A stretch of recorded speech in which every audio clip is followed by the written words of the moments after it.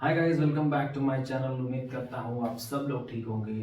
तो आज हम एक और मेथड की बात करने वाले हैं, मल्टीप्लिकेशन मेथड की बात करेंगे।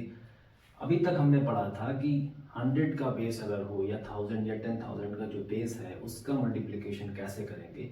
लेकिन आज हम देखते हैं कि कोई नंबर 100 से छोटा भी तो हो सकता है। कोई नंबर ऐसा होगा जो 50, 60, 70 के आसपास होगा, या फिर कोई नंबर ऐसा हो सकता है जो 250 के आसपास हो। तो वैसे नंबर्स का जो बेस होगा वो हम कैसे लेंगे और इस तरीके के मल्टीप्लिकेशंस को हम वैदिक मैथमेटिक्स में कैसे कर सकते हैं। चलिए आइए देखते हैं। सबसे पहले बात करेंगे, एक नंबर ले लेते हैं। चलिए बेस 50 मान करके चलते हैं। सबसे पहले कि एक हम एग्जांपल ले रहे हैं बेस 50 का। अब बेस 50 में एक चीज देखिए, एक हो सकता है कि आपका मल्टीप्लिकेशन कुछ ऐसा है 42 मल्टीप्लाइड बाई 48। ठीक है। अब यहां पर देखो दोनों नंबर किससे सबसे ज्यादा नजदीक लग रहे हैं आपको। ये 50 से नजदीक हो जाता है, ये तो 40 से नजदीक है, लेकिन ये जो नंबर है ये आप इसमें मान सकते हो कि ये 50 से ज्यादा नजदीक है और ये 40 से ज्यादा नजदीक है। अब यहाँ पर है कि आप बेस किसको लेना चाहते हो। हम चाहे तो बेस 40 भी ले सकते हैं, वर्किंग बेस। अब इसमें दो चीजें होती हैं। एक चीज हो जाएगी एक्चुअल बेस। देखो एक चीज होती है इसमें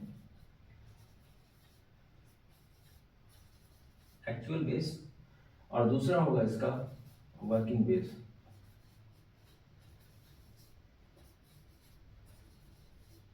अब ये ऐसा कोई बहुत कॉम्प्लेक्स टर्म नहीं है, बहुत ही सिंपल टर्म्स है। मैं बताने वाला हूं आपको, देखो कैसे। सबसे पहले ये समझो कि ये नंबर जिसके करीब है, या जो आप जिसके करीब आप समझ रहे हो, आप इसको 40 के भी नजदीक समझ सकते हो और 50 के भी करीब समझ सकते हो। तो उस नंबर को हम मान लेते हैं वर्किंग बेस हमेशा। तो मैं मानता हूं कि ये नंबर 50 के नजदीक है। ठीक है, देखो 50 के नजदीक है तो ये वर्किंग बेस इसका 50 हो गया। अब एक्चुअल बेस क्या होता है। एक्चुअल बेस ये होगा कि आपने एक रेफरेंस पॉइंट ले लिया। ठीक है, एक रेफरेंस मैंने मान लिया इसका 10, क्योंकि अब मान लो ये 2 डिजिट का नंबर है। हमने अगर इसका एक्चुअल बेस 10 लिया है तो देखो अब इसका मतलब आपको आगे समझ में आएगा। ठीक है, वर्किंग बेस 50 हमने मान लिया, तो जैसे हम बेस 100 में क्या करते थे, 100 से कितना कम या ज्यादा है ये नंबर वैसे लिखते थे। अब यहाँ पे हमने 50 मान रखा है, तो 50 से कितना कम है ये नंबर, ये देखिए ये 8 कम है, तो यहाँ पे -8 लिख दो। ये 2 कम है, -2 लिख दो। ठीक, अब देखो यहाँ पे एक्चुअल बेस का काम आता है। 10 जो है, 10 में कितने जीरो है, 10 में एक जीरो है। तो जब हम 8 2 16 यहाँ पे लिखेंगे, तो आपको पता है यहाँ पे एक जीरो है, तो यहाँ पे सिर्फ एक सिंगल डिजिट का नंबर हो सकता है जब हम इन दोनों का मल्टीप्लिकेशन करेंगे। तो यहाँ, लेकिन यहाँ पे 2 डिजिट का नंबर आ रहा है। अब देखो क्या करते हैं, 48 माइनस 8 कर लो, यहाँ पे हो गया 40। अब इस 1 को यहाँ पे हमें ट्रांसफर अभी नहीं करेंगे। ठीक है, ट्रांसफर बाद में करना होगा, क्योंकि ये एक ही डिजिट का नंबर हो सकता है। अब देखो ये 40 आ गया। Actual base, working base. अब इसमें देखिए आप एक्चुअल बेस में कितने का मल्टीप्लिकेशन कर रहे हो तो 50 आ जाएगा। 10 5 50 होगा। तो हमेशा ये याद रखना, ये वाला जो टर्म है इसमें भी आपको उतने ही का मल्टीप्लिकेशन कर देना है। 40 5 40, 10 5 50, 40 5 200, और ये 16 यहां पर लिखो। अब देखो ये 1 हमें यहां पर ऐड करना था, इधर लाना था, जीरो की जगह पे ये 1 आ जाएगा, कैरी हम इधर चला जाएगा। तो ये आपका आंसर हो गया 2016। ठीक है, तो यहां पर एक्चुअली जब आप प्रैक्टिस करते हो तो ये इतना कॉम्प्लेक्स दिख रहा है आपको, क्योंकि मैं आपको ये पहली बार बता रहा हूँ। जब आपको प्रैक्टिस हो जाएगी तो ये इतना कॉम्प्लेक्स नहीं लगेगा। आप कोई भी बेस मान लो, अगर आपने बेस मान लो कि यहाँ पे 40 माना होता, फॉर एग्जाम्पल अगर आप इसे 40 मानते हो, देखो तब क्या होता। आप इसको 40 भी मान सकते थे, वर्किंग बेस 40 मान लिया हमने। अब यहाँ पे माइनस तो होगा नहीं, यहाँ पर हो जाएगा प्लस। देखो 40 हमने वर्किंग बेस माना, तो 40 के रेफरेंस में ये 2 ज्यादा है तो +2 लिख लो। 40 ये +8 हो जाएगा यहाँ पर, ठीक है। अब देखो 8 2 16, अब आपको पता है यहाँ पर 10 बेस है तो 0 इसमें एक ही है, तो यहाँ पर सिंगल डिजिट का नंबर होगा। अब इसे मिटा देते हैं। देखो 48 + 2 क्या हो जाता है हमारा, 50 हो जाता है। 5016, 48 + 2 50, 50 10 4 40 होता है, तो 50 4 क्या होता है 200, और ये 16 का 16 लिख दो। अगेन ये 1 यहाँ पे कैरी हो जाएगा, 2016 तब भी आंसर आएगा। देखा आपने, तो बेस तुम कुछ भी मान लो, तुम चाहो तो 30 भी बेस मान सकते हो, फिर भी ये सॉल्व हो जाएगा क्वेश्चन। तो आपके ऊपर है, आप बेस क्या मानना चाहते हैं। हमेशा आप देखो कि एक्चुअल बेस कुछ ऐसा नंबर मानो जिससे तुम्हें इजी हो जाए।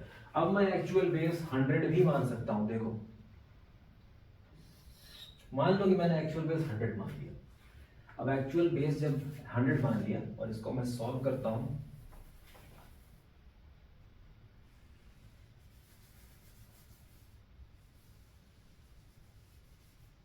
देखो ये 100 है, वर्किंग बेस में 50 मान लेता हूं। अब यहां पर क्या हो जा रहा है, ये देखो -8 -2 8 2 16, वर्किंग एक्चुअल बेस क्या है 100, 2 0 है तो यहाँ 2 डिजिट का नंबर आ गया। अब हम इसमें कोई कैरी नहीं देंगे। 48 - 8 यहाँ पर हो जाता है 40, ये बिल्कुल सही हो गया। लेकिन एक्चुअल बेस जो है, वो जो एक्चुअल बेस है वो 100 है और वर्किंग बेस 50 है। तो पहले तो मल्टीप्लाई कर रहे थे तो 50 आ रहा था, अब क्या करेंगे, डिवाइड इसको करेंगे, डिवाइडेड बाय 2 तब जाके 50 आएगा। तो इसको भी डिवाइडेड बाय 2 कर दो, क्या हो गया 40 डिवाइडेड बाय 2, ये हो जाता है हमारा 20, और 16 का 16 लिख दो, 2016 आंसर तब भी आ गया। देखा आपने, तो कोई भी मेथड लगा सकते हो। एक्चुअल बेस आप कोशिश ये करिए कि कुछ ऐसा नंबर लीजिए ताकि आपको यहाँ तक वर्किंग बेस तक आने में इजी हो जाए। 100 लोगे तो भी इजी है, डिवाइडेड बाय 2 करना पड़ेगा। और अगर मैं यहाँ पे 10 लेता हूँ तो 10 5 50, यहाँ पे मल्टीप्लिकेशन में डायरेक्टली 4 5 20 का 200 आ जाएगा, 40 × 5 200। तो यहाँ तक पहुँचने में आसानी हो, कुछ ऐसा एक्चुअल बेस लेकर के चलना है और वर्किंग बेस ऐसा ही मानना है, ठीक है। पूरा खेल इसी का है। चलो एक एग्जांपल और लेते हैं।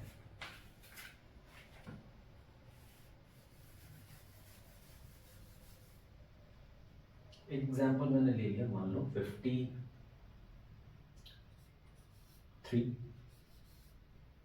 और यहाँ पर मल्टीप्लाइड बाय कर लेते हैं 57, ठीक है। अब आपको सिंपली पता है यहाँ पे वर्किंग बेस हमारा 50 है, दिख रहा है, और हम एक्चुअल बेस मान लेते हैं 10 को। चलो एक्चुअल बेस अगर हम यहाँ पे 10 मानते हैं तो क्या होगा, यहाँ पे देखो ये 3 ज्यादा है, +3 लिख लेंगे, ये 7 ज्यादा है, +7 लिख लिया है, +7 3 = 21।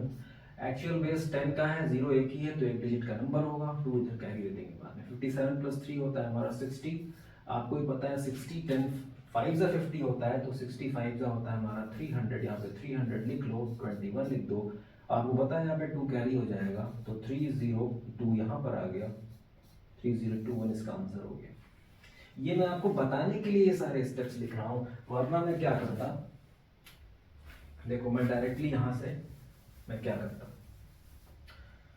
7 3 = 21, 57 + 3 60 हो जाता। मुझे पता है कि ये 2 यहीं पे आने वाला है, लेकिन 10 5 होता है, 65 300, 300 मैं नहीं लिखूंगा क्योंकि उस 0 की जगह पे 2 आ ही जाएगा, 3021 आंसर हो गया। डायरेक्टली मैं सॉल्व करूंगा। और जो उससे भी प्रो लेवल का आदमी होगा वो क्या करेगा, ये देखो, ये सब आपकी प्रैक्टिस पे है। यहाँ पे प्लस, ये जो आप +3 और ये +7 जो आप कर रहे हो, ये बिगिनर का तरीका है, ठीक है, बिगिनर का तरीका हो गया ये। यहाँ पे मुझे पता है डायरेक्टली ये 7, ये 3 ज्यादा है, 7 ज्यादा है, 7 3 = 21 यहाँ पे डायरेक्टली लिखने का। उसके बाद देखो 57 और +3 यहाँ पे हमें करना होगा, यहाँ डायरेक्टली आपको लिख देना है, 60 हो गया, 60 5 × 300, 3021 आंसर हो गया। 300 की जगह मुझे पता है कि 2 ही आना है, तो यहाँ पे मैं डायरेक्टली ऐसे लिख दूंगा। लेकिन आप कन्वेंशन तरीके से जाएंगे तो अभी एक स्टेप और यहाँ पे इंक्रीज हो जाएगा, ठीक है। और एक इन जनरल तरीका भी है, वो मैं आपको आगे बताने वाला हूँ कि कितने भी डिजिट का नंबर हो, कोई भी हो, उसमें एक ही प्रिंसिपल लगता है। वो मैं आगे एक और वीडियो बनाने वाला हूँ जिसमें ये सब कोई रूल्स नहीं लगेंगे। ये सब मैं इसलिए बता रहा हूँ कि एक देख रहे हो आप, किसी एक पर्टिकुलर बेस के अराउंड है नंबर। अब वो सारी जो मल्टीप्लीकेशन है, मान लो मैं आपको दे दूं कि 73 क्रॉस 27, इस टाइप का जो मल्टीप्लीकेशन होगा वो कैसे करूँ, इसमें तो बेस भी नहीं मिलेगा आपको। तो इस टाइप की मल्टीप्लीकेशन का भी वीडियो आने वाला है, उसकी भी एक बहुत ही बेहतरीन ट्रिक है जो बहुत ही फास्ट तरीका है और आपको काफ़ी मज़ा आएगा वो तरीका भी करने में। अब एक ऐसा मल्टीप्लिकेशन भी लेते हैं जहां पर एक बेस से ज्यादा हो और एक बेस से कम हो। वैसे मल्टीप्लिकेशन को कैसे करूँ? तो गाइस एक मल्टीप्लिकेशन और ले लेते हैं जिसमें हम देख रहे हैं कि एक बेस से कम है और एक बेस से ज्यादा है, ताकि आप लोगों को कोई भी कंफ्यूजन ना रह जाए। ठीक है, अब इसको भी सॉल्व करेंगे। जैसा कि आप देख रहे हो कि यहाँ पे वर्किंग बेस हमारा 60 है, क्योंकि ये 60 के नजदीक है। सिंपली यहाँ पे आप ये देखो, एक्चुअल बेस हमने यहाँ पे 10 मान लिया है। ये 5 कम है तो यहाँ पे -5 लिख दो, ये 4 ज्यादा है +4 हो गया। 5 4 20 होता है, आपको ही पता है एक्चुअल बेस क्या है 10। 10 में एक ही जीरो है तो यहाँ पर सिर्फ एक सिंगल डिजिट का नंबर होगा, लेकिन यहाँ पे माइनस है तो हमेशा माइनस आएगा। -20 है तो यहाँ पे ऊपर बार लगा लो, ये नंबर भी निगेटिव है। 64 -5 होता है हमारा 59। ठीक है, 59 10 6 या 60 है। ठीक है, तो 59 6 क्या होगा, देखो ये हो जाएगा हमारा 354। 354 आ गया। अब देखो ये 20 जो है अभी निगेटिव में, जब ये 2 इधर जाएगा 4 के साथ तो ये पॉजिटिव का नहीं, यहाँ पे बस देखना ये है कि निगेटिव का 2 जा रहा है तो 4 -2 हो जाएगा। ठीक है, 3 5 2 और 0 का 0 लिख दो यहाँ पे सिंपली 3520 इसका आंसर है। तो इस टाइप के क्वेश्चंस जब भी आए ना कि यहाँ पे 2 डिजिट का नंबर आ गया है तो इसमें कंफ्यूज नहीं होना है। सिंपली अगर यहाँ मान लो कोई एक नंबर होता निगेटिव में तो हम फिर यहाँ से कैरी लेते हैं। ठीक है, लेकिन यहाँ पे 0 है तो सिंपली आप 0 लिख दो, 3520 इसका आंसर हो गया। इस टाइप की मल्टीप्लिकेशन में कंफ्यूज मत होना। अब इतना टाइम इसलिए लग रहा है, ये प्रोसेस जो आप देख रहे हो ये सिर्फ मैं बताने के लिए आपको मैंने बताया। सिंपली जब आप इसकी प्रैक्टिस करेंगे ना तो आपको इन सब स्टेप्स की जरूरत नहीं पड़ेगी। देखो कैसे, वो भी मैं आपको दिखा देता हूँ।